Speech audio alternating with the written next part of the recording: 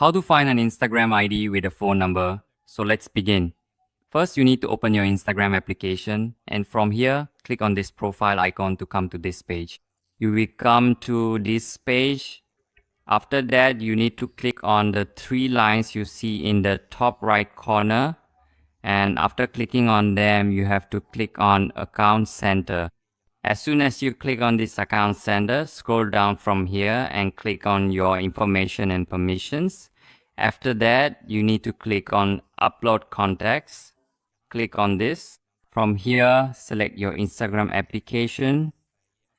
Select this account, and from here, enable it. After enabling it, go back, and from here, click on the search icon. Then enter the number of the person whose profile ID you want to find, whose Instagram ID you want to know. Right here, you will get their ID here. In this way, you can find anyone's Instagram ID. So that was today's video. I hope you liked the video. If you like the video, please like it, subscribe to our channel, and press the bell icon.